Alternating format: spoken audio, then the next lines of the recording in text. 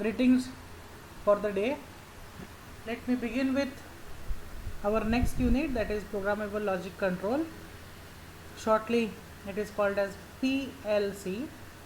P stands for programming or programmable, L stands for logic, and C stands for control.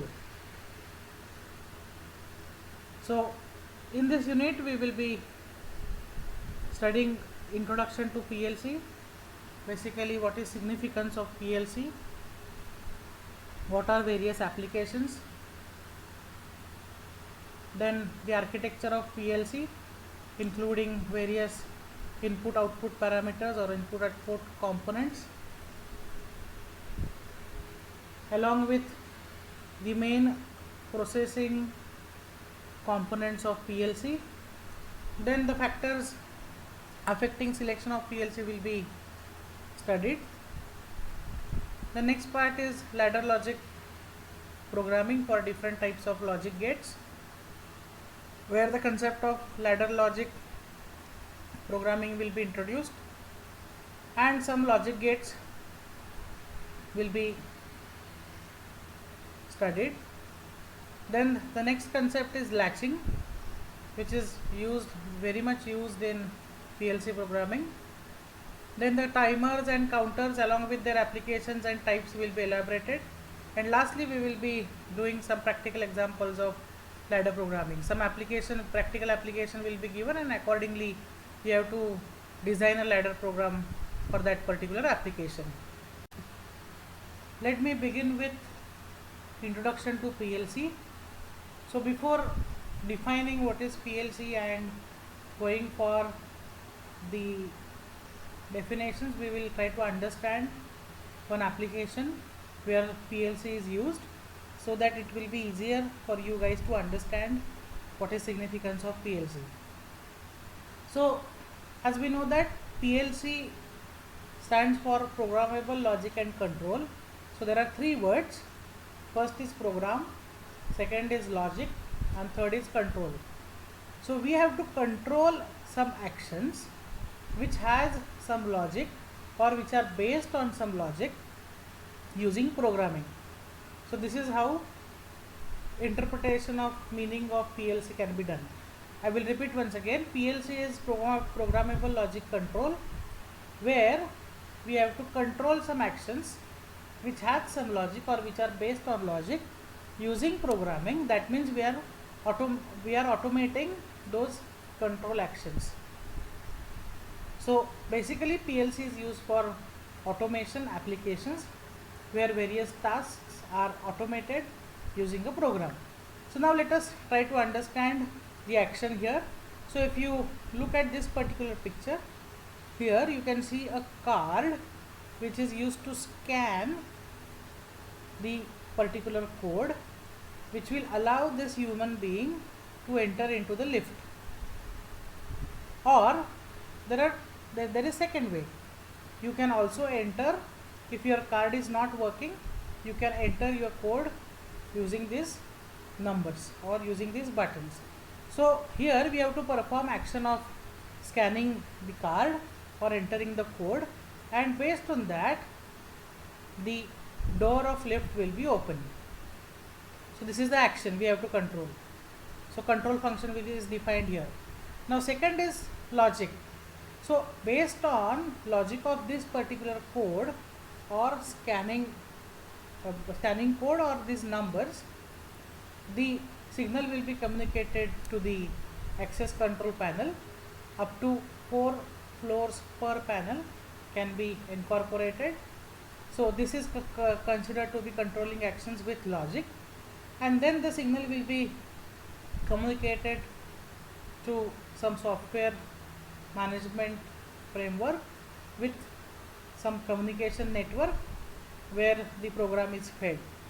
So when the signal is being communicated to this particular network, if the signal is correct, then again the signal will be recommunicated to this particular system or to the actuator where the door of lift will be opened. So this is example of PLC where application of this is the application where PLC is used. So this control panel, this complete control panel along with the display framework is considered to be the architecture of PLC, or a block diagram, or we can consider the building blocks of PLC. So try to understand. First is actions, second is control with some logic, and it has to be executed with programs. So now let us try to understand the another example here. So here you can see the PLC simulator for marking machine with the ejector. So on this particular block we have to mark OK stamp. So you can see here the ejector is used here to place this particular block, and then unloading of this box after marking OK on it.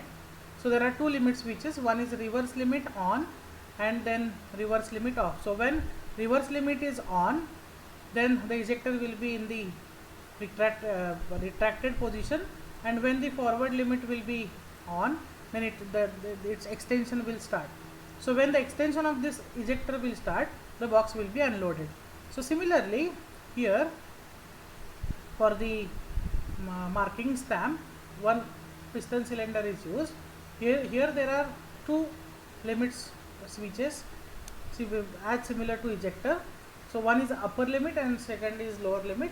So when lower limit is on, the extension of this particular rod will be executed and the OK mark will be punched.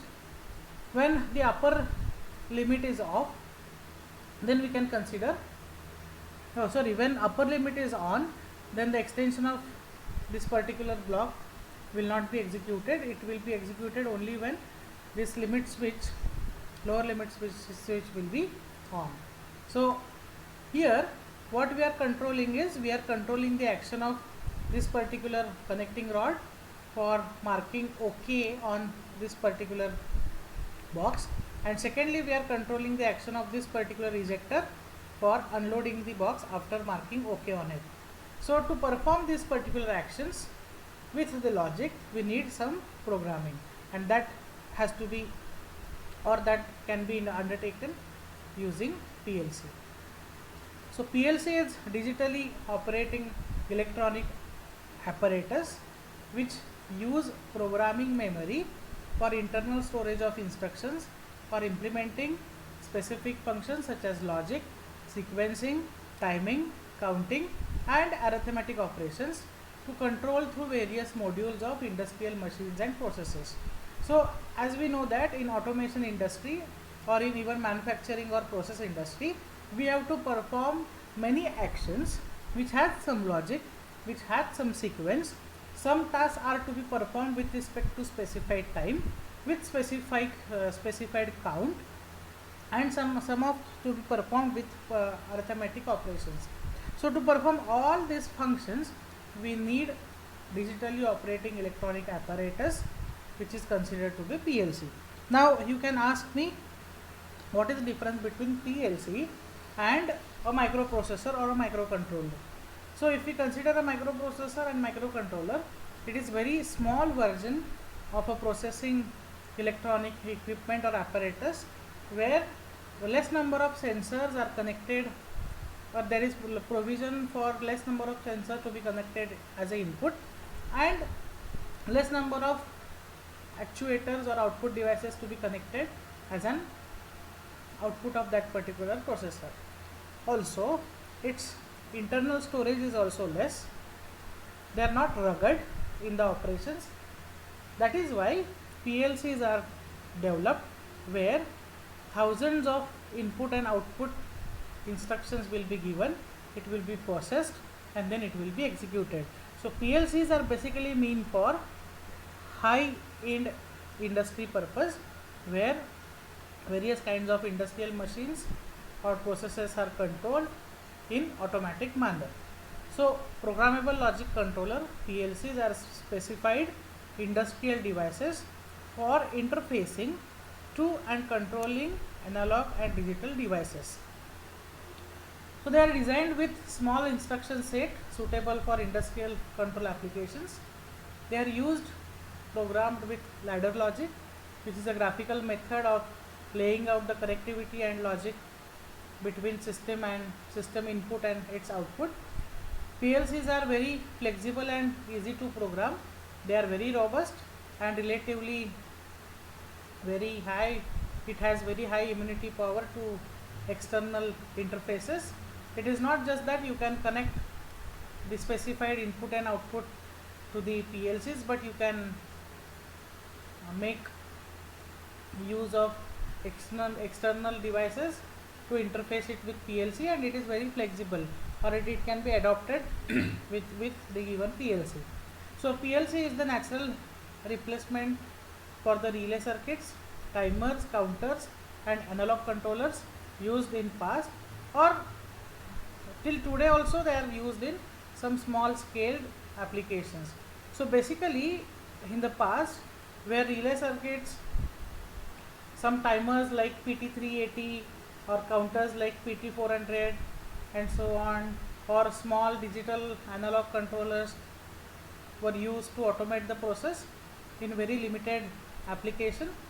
So this all has been replaced by a PLC to control the operations of various machines or processes.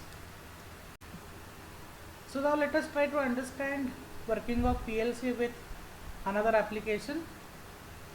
So here you can see various components. Let us try to understand various components first. You can see the weight measuring equipment with some scale is placed here. Its signal after measuring the weight is given to PLC. Then these two will be considered as input to PLC. So first input will be weighing of particular component which will be placed here. So its measurement, weight, and second will be object sensor which will detect the presence of bottle or any component on this weighing machine, and the signal will be passed to PLC. So when the measurement of this particular equipment and object sensor signal from these two will be sent to PLC, then the output of PLC will be performed. So you can see output of PLC is connected to this particular tap where valve is mounted. So obviously output of PLC will be used for two purposes. One is to open the valve and another one is to close the valve, and from here the beverages supply is given. So now when the bottle is placed at this particular place, the object sensor will sense the presence of bottle. Then the signal will be, so this input will be given to PLC that the object is present. When the signal is given to this particular PLC, the output will be given to this valve and the valve will be open. When valve will be open, the beverage will start falling in the bottle and the bottle will start getting filled. Now for how much time or for how much quantity we have to fill this bottle, that will be defined by this particular scale. So when this defined scale is fulfilled, again the signal will be given to PLC and the output is given to the valve and valve will be closed, and then the bottle will be removed. So now let us try to see this animation. So first the bottle will be placed here, that will be sensed by this object sensor and the signal will be given to the PLC, and accordingly the tap of this valve will be open and beverages will start filling. So now let us see, the bottle is present here, the signal is sent, then the valve will be opened, then the beverages will be start filling, where when it reaches to 1.5 kg, the again signal will be sent, the bottle is full, and then the signal will be sent to this particular valve, and then the tap will be closed and bottle will be removed. So this is how this application is implemented with use of PLC. Okay, so you can see the animation again.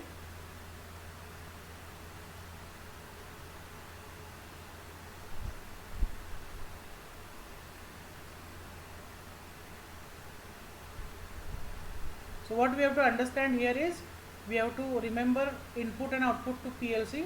There are two inputs, one is measuring equipment, measurement from measuring equipment, and another one is proximity sensor, which will detect the presence of bottle. These two signals will be given to PLC, and accordingly the output is taken to either open the valve or close the valve. Now let us try to understand architecture of PLC. So as I already said, PLCs are used to execute various actions with respect to some input signal, with some logic, with some time, with some count, with some arithmetic operations and so on. So basically sensors or transducers are considered to be input to the PLC, which can be push buttons or proximity switches or noise sensor, temperature sensor, pressure sensors and so on. And outputs will be considered for executing the actions, where various kinds of motors, solenoids, indicator lamps, alarms, actuators or cylinders are considered. So you can see the visual picture. You can see the picture of push button, photo sensor, pressure sensor, motor, which can be connected to this particular PLC. So now you can see here the PLC, one model of PLC is given, where the program interface will be stored in this particular PLC and the instructions will be displayed on this particular display board. Then you can see the output ports are being connected here, so you can connect your output devices using these ports, and input devices or sensors can be connected using these particular ports. So this is a picture of a PLC, a standard PLC which is used in industrial applications. Now here if you can see, there are very less ports which are there for input and outputs, because this is a small PLC. But if you consider industrial PLCs, you can find thousands of ports as an input and output. So now let us try to understand input devices and output devices with respect to their symbols. So momentary action push buttons are shown using two operations. This operation indicates that the button is this push button is off, so power will not flow from this, and this is off when the power is flowing through it. Then the physical limit is shown in the open position with no power flowing from it, and the closed position where power is flowing from it. Then the pressure limits, similarly pressure limits, temperature limits and level limits are shown with respect to some symbols. Similarly, motors are represented using a circle where the number will be given according to their sequence, that is M1, M2 and M3. Then the solenoids are shown using this particular symbol, and the light is shown using this particular symbol. So let us try to understand building blocks of PLC or components of PLC.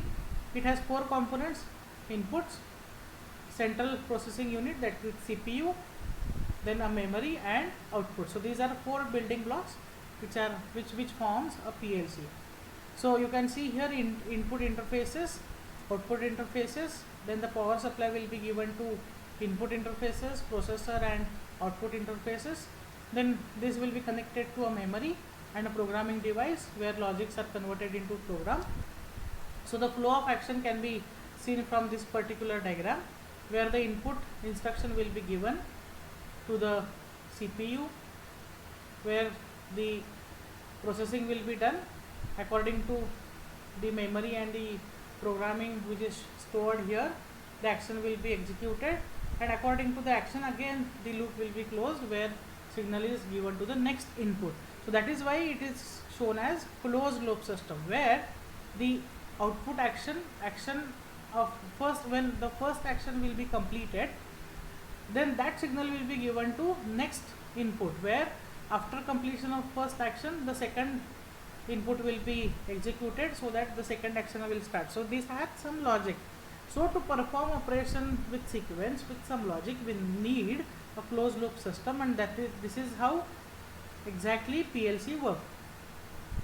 So the general detailed PLC architecture can be seen here. There are various buses which are used for communication purpose. Then you can see the analog to digital converters, digital to analog converters, signal conditioning, power amplifiers, digital output, relays, then the signal conditioning. All these actions will be performed. Then you can see the CPU, ROM, the real-time clock, the serial port controller, Ethernet controller, so that the external interfaces can be connected using this this external input outputs. Then the extension bus is used to connect the external input outputs if and when required. So let us try to understand the selection of PLC. So basically type of input output and their examples are given here, which is used for selection criteria. So there is digital input will be executed by push buttons, limit switches, float switches, feedback from contactors, that is either it can be normally closed or normally open. Then the analog input will be executed with respect to thermocouple using thermocouples, process transducers such as pressure, linear or current voltage measurement. So why is it called as analog input? Because when we use a temperature sensor to perform some the signal from the temperature sensor to perform some action, the signal will be in the analog form. So let us try to understand one example where thermocouple is used to execute some action. Let us take the example of heat exchanger. So temperature inside the heat exchanger, if it exceeds 40 degrees Celsius, so this signal will be used as input, and then if it reaches to 40 degrees Celsius, the corresponding action will be performed.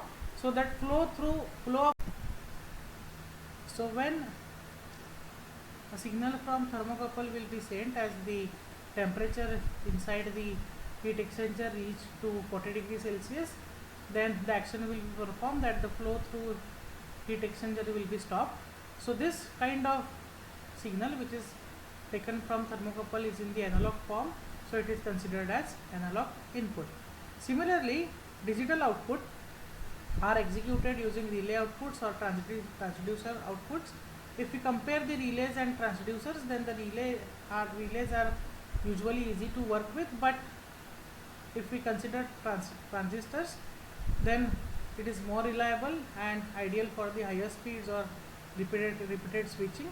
Similarly, analog outputs are executed using proportional voltage of current output, typically with the range of 0 to 10 volts or 0 to 4 to 20 milliamperes, as then ideal for speed control of inverters or DC motors controllers or to the panel meters.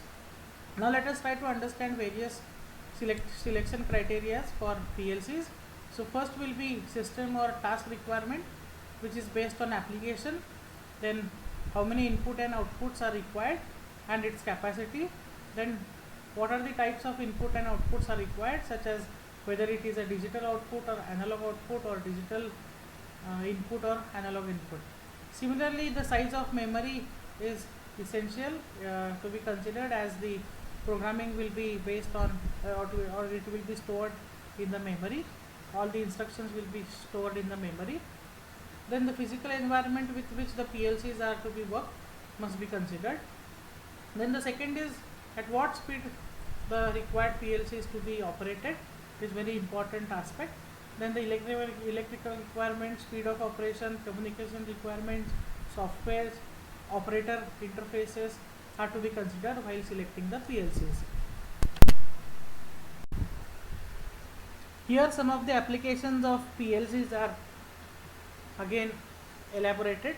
So you can see here a controller, basically which is a PLC, is assembled here with some input and outputs. So you can see there are two rolling systems, one is installed here and another one is installed here.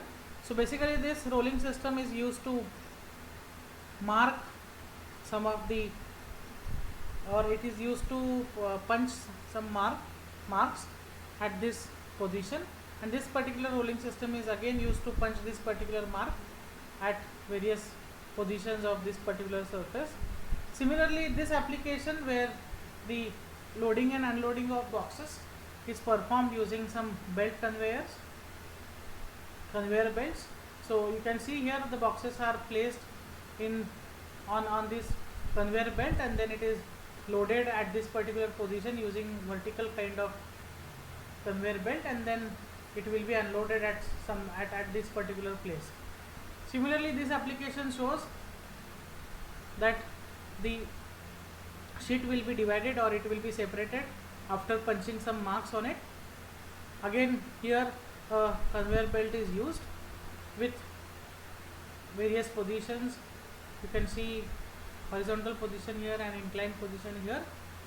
Similarly, the sheet is taken off, or it is divided, or it is separated at this particular position using this particular system. So this is how PLCs are used to execute various actions which has some logic and sequence in the automated form. Now let us try to understand the ladder programming, the fundamental behind the PLC, working of PLC. So as you can see, the components of ladder diagrams are shown here. So the anatomy of ladder programming can be understood using various building blocks. So you can see here the input, this vertical line represents input rail, and this extreme the vertical line which is located at extreme right side will be considered as the output power rail. So it is written as left power rail, which is considered as input, and this right power rail which is considered as output. So basically power is supplied to all inputs through this power rail, and power is supplied to all outputs using this particular power rail. So left and right power rails are used to supply power to input and output respectively. So first building block of ladder diagram is the power rail for input, which is presented by left side, and power rail for outputs, which is represented by right side. Then you can see the horizontal lines which are connected parallel to each other, which are basically considered as rung, where rung is nothing but a step or a operation or a process. So first rung represents first operation to be performed, second rung represents second operation to be performed, third rung will be represented as third operation to be performed. Then you can see the all inputs are connected in the on the left side of ladder diagram, and all outputs are placed on the right hand side of the ladder diagram. So these are the inputs, instructions or conditions which are connected on left hand side, and all outputs or actions to be executed are connected in the on the right hand side. So the logic behind this particular diagram is the signal in the rung 0 will be given to its output, and output of rung 0 will be executed. When output of this rung 0 will be executed, the same signal will be given to input to the rung 1, and then input of rung will be executed, and the output of rung 1 will be executed. So that means input of the rung 1 is fully depends on output of the rung 0. So this is how a power will flow, or the instructions will flow. So it will flow from rung 0 left to right, then diagonally right to left downwards, again left to right, diagonally right to left downwards, and then again left to right. So you can see here the instruction will be flowed from left to right. After executing output of rung 0, the same instruction will be given to rung 1, and then rung 1 will input of rung 1 will be executed, then again its output will be executed. Based on this particular output, the output of second rung will be executed, and then the power flows on. So if you see this structure, it looks like a ladder. So that is why it is called as ladder diagram. So now let us try to understand some of the basic inputs and outputs, or some of the contacts which are used in ladder programming. So it uses a variety of programming symbols. Power always flows from left to right. Output devices are in the on state if the power flows through them. So power rails are shown using this symbol. Normally closed switch is shown like this. Normally open contact is shown like this, and the output devices are or coil is shown using the circle. So now what is meaning of normally open and normally closed switch? So power flows when the input device is on. So when the input device is on, then the power will flow from it. But when the input device is off, then power will not flow. So that is why it is called as normally open. But on the contrast, opposite to it, in the normally closed switch, power flows when the input device is off. So when the input device is off, then the power will flow, and when the input device is on, the power will not flow. So which is perfectly opposite to normally open switch. So this is how normally open and closed switch can be read. So now let us try to explore logic gates which will be used in the ladder programming. First is AND gate. So now let us try to understand electrical equivalence of AND gate. So as we know that in AND gate there are two inputs and one output. So let us try to understand this particular circuit where there are two input switches are connected in series and then there is one output. So when switch A is on and switch B is on, then only the power will flow and this output will be executed. So let us try to write the truth table with respect to working of this particular circuit. So now let us, first case is when A and B both switches are off. So that indicates 0 0. When the switch A is off, its action will be 0 and B is off, the action will be 0. So when both switches are off, power will, obviously the power will not flow. So output will be 0. When switch A is off and switch B is on, then obviously again the power will not flow because this switch is off. Similarly, when switch A is on but B is off, that means 1 and 0, again power will not flow through this output, so output will be 0. But when both switches are on, that is A is 1 and B is 1, that means A and B both are on, then the power will flow through this particular output and we can also write the output of this particular system as 1. So that means when both inputs are on, then and then only the output of AND gate will be executed as 1 or it is high. So ladder diagram for AND gate will be drawn like this. So as we know that input switches normally these are normally open switches which is represented by this particular symbol. So there are two switches. Later you can, instead of writing X400 and X401, you can write A and B also. So the limit switches can be, or the input switches can be drawn on the left hand side, which has to be connected in series. So that is why I draw this normally open switch number 1 here and number 2 here, both are connected in series, and then on the right hand side I draw its output. So here you can write this output as C. So A and B are input and C can be output. So this is the simple ladder diagram for AND gate. So now let us try to understand the Boolean expression. So since the both inputs are to be executed at the same time to get the output, so its Boolean expression will be taken as A into B. So now its a very nice example is this alarm will be on only when the person sensor and alarm switch will be on. So when this person sensor detects that there is presence of person and along with that the alarm switch is on, then this alarm will be in the on state. So if both person sensor and the alarm switch are on, then the Bulger alarm will be activated.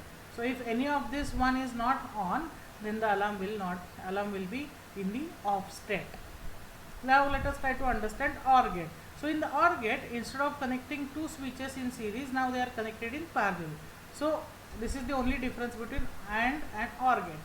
So when power flows from A and not from B, the output will be executed. So let us try to understand its operation one by one. When both switches are off, that means 0 0, the output will be 0, power will not flow through it. But any of these two will be on, that means if A is off but B is on, the output will be 1 because power will not flow through A but it will flow through B and the output will be executed. Similarly, if B is off and A is on, then the power will flow from A and the output will be executed. So 0 1 is 1, 1 0 is 1, and lastly if both are on, then obviously power will flow. So 1 1 input will be in 1 1 input will give you 1 output. So now how to draw a ladder diagram. So since these two switches are connected in parallel, you have to show one switch here, and along with another switch which is connected in parallel with the first switch. So you can label this as A, you can label this as B, and you can show its output with this circle, which is which can be represented by C. So if power flows from switch A, the output will be executed. If it flows from B, again the output will be executed. If it flows from both, then also the power will be executed, or the output will be executed. Its Boolean expression will be given as A plus B. One very nice example is a doorbell, another kind of doorbell, where front doorbell switch and back doorbell switch, these two inputs will be given for operating this doorbell. So if either the front doorbell switch or the back doorbell switch is pressed, then the doorbell rings. So that means if you press front doorbell switch, this doorbell will ring. If you press back one, then also it will ring, or the ringing operation will be executed. So this is how any of these two is, if it is operated, the output will be present. You can see it from the truth table. Now let us take good example where you can see the application of AND and OR gate is used. Consider a basic situation where a signal lamp is required to be switched on if a pump is running and the pressure is satisfactory, or if the lamp test switch is closed. So try to understand the output here. The output is signal lamp is required to be switched on. So output will be signal lamp, we have to make it on. And what is the condition for this particular output? That if a pump is running and the pressure is satisfactory. That means the first condition is your pump must be at the running state and its pressure must be satisfactory. So this AND word is very important. That means there are two instructions. Pump must be in the running state, along with that its pressure must be satisfactory. Then and then only the signal lamp will be in the on state. Or if the lamp test switch is closed. The second condition arises here, which is indicated by OR word. So OR words, OR means if your lamp test switch is closed, then also your signal lamp must be on. So these are two conditions. First is AND gate and another one is OR gate. And now these two instruction must be placed in parallel because there are two inputs and single output. One is represented in series and another one is represented in parallel form. So now let us try to draw a ladder logic diagram. So pump is in the running state, will be represented by this normally open switch, which is X400, or you can label it as A. Then the pressure level, if it is satisfactory or not, that can be checked by this another switch, which is represented by X401. You can label this as B. So if A and B both are on, that means pump is running, and if pressure is satisfactory, then the lamp will be on. So lamp is represented by Y430. You can represent it by C also. But along with this, or if this condition is not there, but if this test switch is off, then also the lamp will be in the on state. So that means either this condition or this condition will be required to be will be in the on state to execute the action of this particular lamp. So these two switches represents AND gate, and these two switches and this another switch which is connected in parallel represents OR gate. Now let us try to understand next gate. It is NOT gate. So now NOT gate is represented by an electrical circuit which can be seen here. Now the difference between previous switch and this switch is, previous switch was normally open switch, but this switch is normally closed switch. So normally closed switch, as we have already studied, the power will flow if normally closed switch is in the off state, and power will not flow if this switch, it will be in the on state. So if this switch is on, that means the input is 1, its output will be 0. But when, if this switch is off, then its output will be executed. So when this switch will be 0, then the output will be performed, or it will be executed as 1. So since there is one input and only one output, the basic difference between AND gate, OR gate and NOT gate is that in AND gate and OR gate there are two inputs, single output, but in NOT gate there is only one input and only one output. So its ladder diagram can be shown here. Now this input A is represented by normally closed switch and its single output. Its best example is a temperature detector, which is said to be about 20 degrees Celsius in the on or off state, and its output will be central heating either in the on state or off state. Its Boolean expression will be represented by A bar.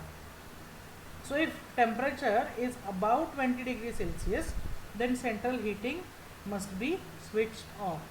If, and on the other hand, if temperature is below 20 degrees Celsius, then the central heating must be switched on. So this is how application of NOT gate can be elaborated. Now next is AND gate. So now AND gate can be considered as combination of AND and NOT gate. So what you have to do is, you have to connect AND gate first, and then output of AND gate must be given as input to the NOT gate, and the ultimate output will be taken as output of NOT gate in the combination of AND and NOT. Its Boolean expression is given as A into B bar. So symbol of NAND gate is similar to AND gate, only difference is you have to show this small circle at the output. So input to the NAND gate will be A and B, but its output will be A into B bar. Now let us try to understand its electrical equivalent circuit. So since NAND gate is combination of AND and NOT, you have to connect two normally closed switches in parallel. So if two normally closed switches are connected in parallel, its output will be reversed as same as AND gate, and the table can be written as. So if A and B, these two inputs are 0, let us try to understand it with respect to this symbol. If A is 0, B is 0. For AND gate, the output will be 0. But for NOT gate, when output is 0, it's for NOT gate, when input is 0, output will be 1. Now let us try to understand 0 and 1. So when A is 0, B is 1, then output of AND gate will be 0. But when input to AND gate is 0, its output will be 1. So you can see it here. Then next is reverse. When A is 1, B is 0, again AB will be 0. But when 0 input given to NOT gate, its output will be 1. And lastly, when A and B both are 1, which is on, so its output will be 1. But when one output is given to NOT gate, its output will be 0. So ultimate output of NAND gate will be 0. So this is how you can complete this table. So if you remember this particular diagram, it is easier to write the truth table. Now its ladder diagram can be represented by connecting two normally closed switches in parallel, that is A and B normally closed switches are connected in parallel, and one output is connected. Similarly NOR gate, as NOR gate is combination of OR and NOT. So first OR gate will be connected, then output of OR gate will be connected as input to the NOT gate, and ultimate output of NOR gate is can be drawn. Its Boolean expression is A plus B bar. So now let us try to understand its electrical equivalent circuit. So in the NOR gate, two normally closed switches are connected in series, and the truth table can be written. So now let us try to understand when A and B both are 0, output of OR gate will be 0, but when input given to NOT gate is 0, then its output will be 1. Now second case, when A is 0 and B is 1. So when A is 0 and B is 1, then the output of OR gate will be 1, but when input to the ON gate is given as 1, its output will be 0. So you can see here. Similarly, if A is 1 and B is 0, then its output will be 1, but when one output is given as input to NOT gate, its output will be 0. You can see it here. And lastly, when A, B both are 1, its output will be 1, but one output is given to input to the NOT gate, its output will be 0. So you can see it here. So its ladder diagram can be drawn when two normally closed switches are connected in series and one output is connected. So difference between symbol of OR gate and NOR gate is that you have to add one circle at the output of NOR gate. And lastly, XOR gate. So XOR gate is combination of two AND and one OR. So its truth table can be written as, so now let us try to understand its working. So when A signal is given to AND gate and when B signal is given to this NOT gate. So basically it is combination of two NOT, two AND one OR, so which form XOR gate. So now let us try to understand its working. When A is 1 and B is 1. So when A is 1 and B is 1, so for this particular case, B is given to NOT gate as 1, its output will be 0. So 1 and 0 will give you AND gate output 0. Again, this branch is completed. Now A is also given to this NOT gate, which will give you 0 output, and when 0 output and B as it is taken 1 to the another input of AND gate or AND gate 2. So when 0 and 1 is present as input in AND gate, its output will be 0. So when 0 0, these two input given to OR gate, its ultimate output will be 0. So when both switches are on, its output will be 0. But when both switches are off, its output will be 0. But any of these two, if it is on, its output will be on, which can be seen from the truth table. So XOR gate represents that when both switches are off, output will be off. When both switches are also on, output will be also off. But when any of these two is on, its output will be 1. So now here, while drawing the ladder diagram for XOR gate, you have to be careful because you have to connect one normally open switch and normally closed switch in parallel, in series and in parallel also. But while connecting the normally closed switch, you have to take change its places. So if A is normally open switch and B is normally closed switch, while connecting it in the parallel, you have to connect normally closed switch, that is B first, and then normally closed switch A. So name of this normally open switch and this normally open switch must be same. So this will be A, this will be A, and name of normally closed switch must be also same, only their places are interchanged. So A and B and B and A. So this is how ladder diagram for XOR gate can be formed. Let us try to understand application of XOR gate for the control of direction of rotation of motor. So statement is given: when S1 is pushed and S2 is not pushed, then motor is in the on state with clockwise direction, and when S2 is pushed and S1 is not pushed, then motor is in the on state in the counterclockwise direction. So you have to understand that there are four inputs. One is S1, there are two inputs, one is S1 and S2, and one output, that is motor, either it is rotating in clockwise direction or in the anti-clockwise direction. So in first statement says that when S1 is pushed and S2 is not pushed. So what you can do is, you can draw normally open switch, which can be represented by S1. So when S1 is pushed and S2 is not pushed, so S2 can be shown as normally closed switch the motor will rotate in clockwise direction.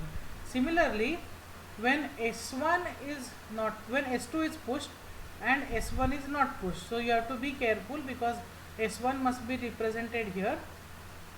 So when S1 is not pushed, so this will create this. S1 is normally closed switch and S2 is normally open switch. Then the motor will rotate in counterclockwise direction. So this is how ladder diagram can be drawn for this particular application. So which is good example of XOR gate. So as I said, there are two inputs, S1 and S2, one with the normally open switch and another one is normally closed switch. And then motor can be either rotated in clockwise direction or in anti-clockwise direction. So now let us try to understand what is latching. So as we have already known the application of pump which is used in farm, or door latch, or even TV on off with two buttons with respect to on and off switch. So latching is nothing but when two separate buttons are used for, one is used for executing on operation and another one is used for executing off operation. So when 0 0 0 0 this switch is on, then the lamp will be in the on state. When 0 0 0 1 switch will be on, then the lamp will be in the off state. So you can see it here. When this 0 0 0 0 is pressed, lamp is on. When 0 0 0 1 is pressed, lamp is off. So this is example of latching, and this is the ladder diagram where two switches are connected in two separate rungs. First rung represents on operation with one switch, normally open switch, which is used for on, and in second rung another normally open switch is connected which represents off execution of the lamp or off operation. So there are two separate switches which are, one is used for on and another one is used for off. So this is the example of latching. So even if you can go to the pump and if you want to start the pump, there will be two momentary switches which is represented by, or which can be visualized by round shaped buttons which will you press, and when you, if you release, then it will be in the continuous state of on until you press the another red circular switch which will be used to off that pump. So basically there are often situations where it is very important to hold an output energized even when the input is stopped. So simple example of this situation is a motor which is used to which is start by pressing a push button switch, through which the switch contact does not remain closed. The motor is required to continue running until a stop button is pushed. So you can see it here, when the input X400 contact is closed, there is an output of Y430. However, when there is an output, another set of contact, that is Y430 is associated with the output closes. This contact forms OR logic gate system with the input contacts. Thus, even if the input X00 opens, circuit will still maintain its output energized. So there is only way to release the output by operating normally closed switch contact, that is X401.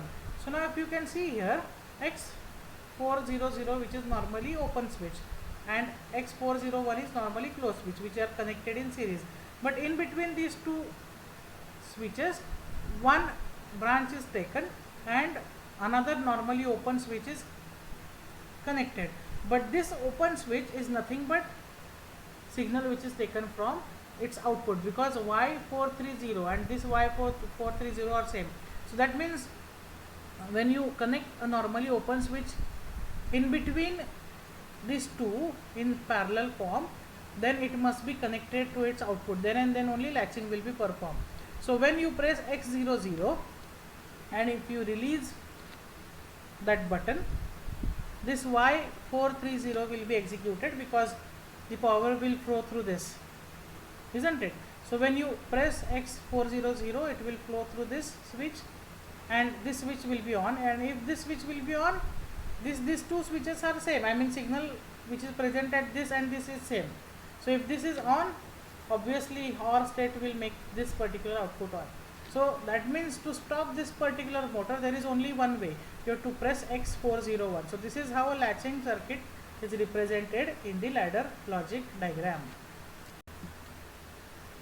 Now let us try to understand timers and counters. So basically timers and counters are used in PLCs to execute some operation with specified time and with specified counts. So let us see this application. So you can see the mixing tank here where the mixture is mixed and it will be stirred.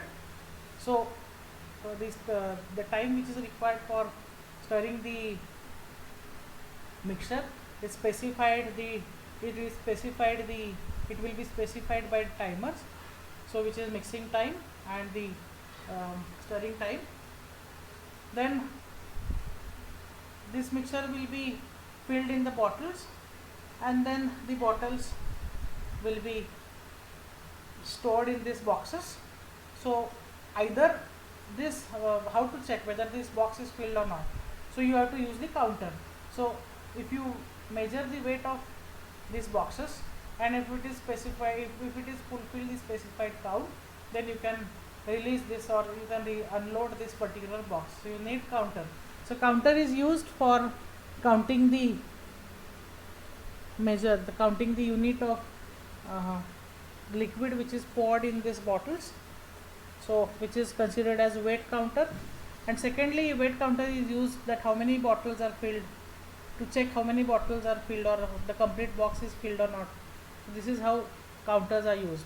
And timer is used for specified time of mixing the two fluids. So timers are used in applications to add a specific amount of delay to an output in the program. The applications of PLC timers are innumerable since they have completely replaced hardware timers in automated control systems. If you take example, timers may be used to introduce a 0.01 second delay in a control program. So it is not just that timers are used to specify the timing of some of the operations, but it can also be used to give delay between two consecutive operations. So program may require such a delay because PLC turns on its output very quickly as compared to hardware relay system it is replacing. So this small delay will slow down the response of other components so that proper operations can be executed. So now let us try to understand on delay timer. So on delay timer is nothing but when this S1 is switched on, when you on this S1 switch, if some timer is introduced in it, then after execution of 10 seconds timer, the lamp will be on. So after pressing S1, after 10 minutes delay, the lamp will be on. So let us try to understand sequence of operation. So when S1 is open, this timer will be de-energized. If it is de-energized, this switch of timer will be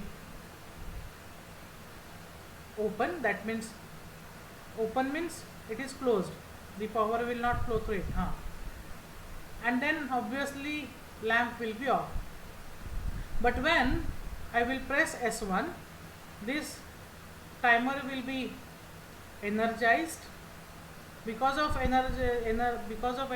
getting energized this timer, this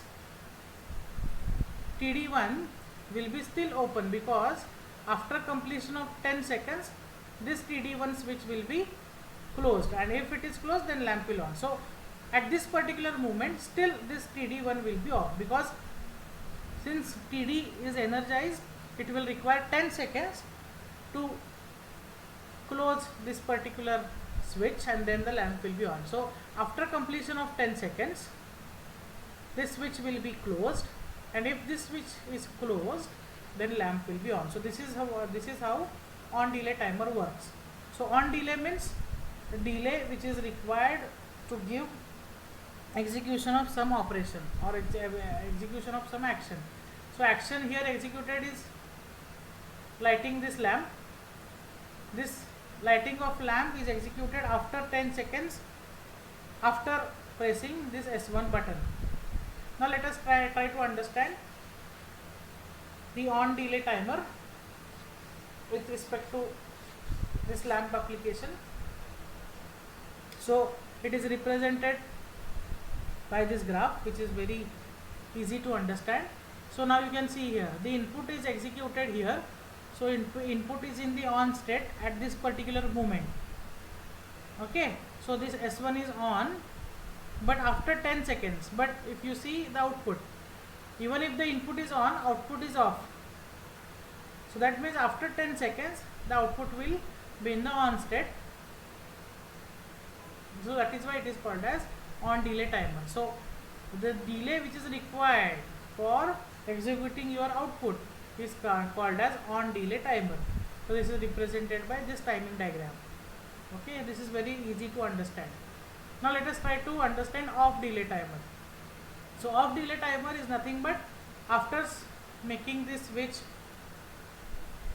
open, that means you are making this switch closed, the lamp must be in the off state after 10 seconds. So if you consider this particular state, S1 is open, this timer is de-energized, this TD1 is open, so power is not flowing through it, and thus the lamp is off. But when this S1 is closed, that means power is flowing through it, this timer will be energized. Immediately TD1 will be closed and power will flow through it, and the switch will on. So there is no delay in the execution of on operation of this lamp. But now let us try to understand its off operation. So when I open this particular switch, when S1 is opened, this TD is de-energized, but so when TD is de-energized, the timer will start. When the timer is 10 seconds, so after completion of this 10 seconds, this TD will be open, but at this state it will be closed, so lamp will be on. After completion of 10 seconds, this TD1 switch, that means timer switch, will be open and when this TD1 is open, the L1 is switched off. So time required to delay the off operation is considered as off delay timer, so which can be seen here. So as you can see here, when the input is executed, at the same time output is also executed, but when input is kept closed, the output is still on, but after delay of 10 seconds of closing of input, the output will be closed. So this is easy diagram to understand. Okay, so timers are used to control the time. A motor or a pump might need to be controlled to operate for a particular interval of time, or perhaps be switched on after some of the interval. So PLCs are used to have timers as in built-in device. Timers count fractions of seconds or seconds using the internal CPU clock. So timers are to behave like relays with coils, which when energized will result in closure or opening of contacts after the some preset time, and timers is thus treated as an output for a run with control being exercised over pairs of contact elsewhere. So now it is very important to understand timer instructions. So timer instructions may have one or more time base which they use to time the event. So time base is nothing but a resolution or accuracy of the particular timer. For instance, if a timer must time a 10-second event, the user must choose the number of times the time base must counted to get 10 seconds.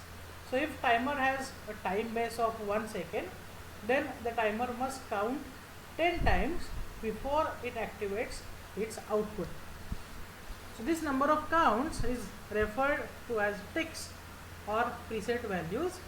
The most common time bases are considered to be 0.01 second or 0.1 second or even 1 second. So if required time is 10 seconds, number of ticks and preset values are set to 10, then obviously its time base will be 1. So 10 divided by 10 will be 1. In another case, if number of ticks are increased to 100, that is if preset value is 100, then time base or resolution or accuracy will be 0.1. And lastly, if it is increased to 1000, its time base will be 0.01. So we can write this mathematically. We can write the formula as required time will be equal to number of ticks into number of time base. Okay. So this is the ladder diagram for timer function. So you can see the switch input given to the timer. There are two inputs to the timer. One is EN and another one is DN. So enable is start of timer, and EN is enable and DN is done, and done is the stop of the timer. So obviously for next run, output of timer will be given. So D1 of T1 will be given as input to next timer, and then the light will be on or off. So timer is specified as T1. Its time base is 0.01, preset value is 500, and accumulator is 0. So accumulator is nothing but instantaneous state with which the time is being counted. So DN, as I already said, a bit that goes true when the timer is done. So when timer is completed, time is completed, it is called as done and considered to be output of timer. T1 is considered as the timer address, which is considered to be the number of timer which can be specified. Time base is considered as 0.01, that means each count corresponds to 0.01 second. Now preset value is considered as 500, that means a delay will be last for 500 counts, which will be, in this case it will be 5 seconds, because 0.01 time base into 500 ticks will give you 5 seconds of delay.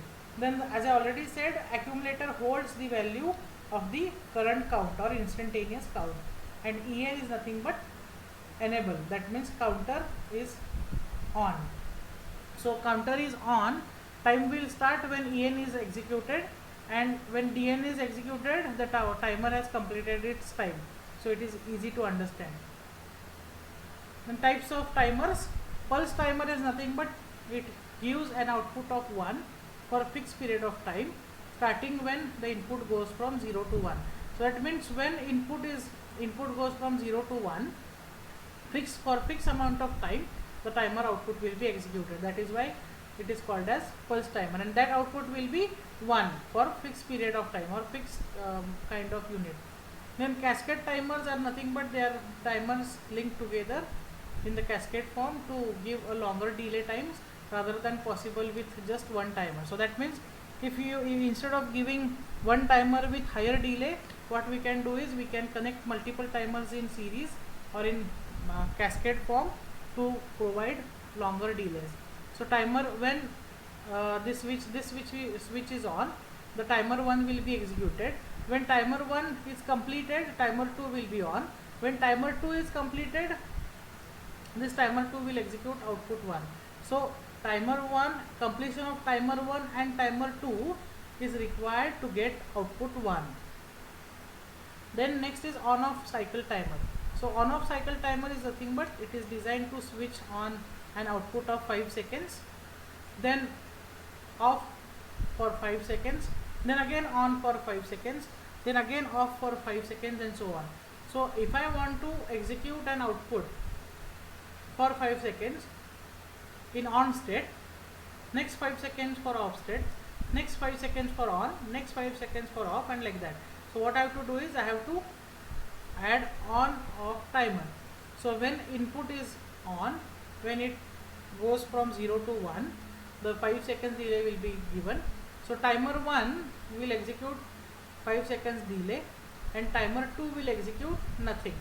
When timer 1 is executing no time, timer 2 will execute 5 second delay, and ultimately output 1 will be executed in the fashion that first 5 seconds no off state or no operation, then 5 seconds delay, again off state, again 5 seconds delay, again off state, again 5 second delay, like that.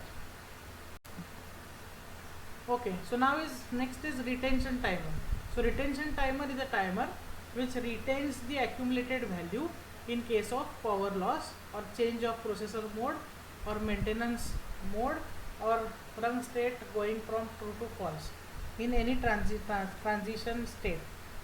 So you may ask question that when timers and counters are used to perform specific operations, but if in case of power loss or if there is a maintenance task, what will happen to the count of timer and counter?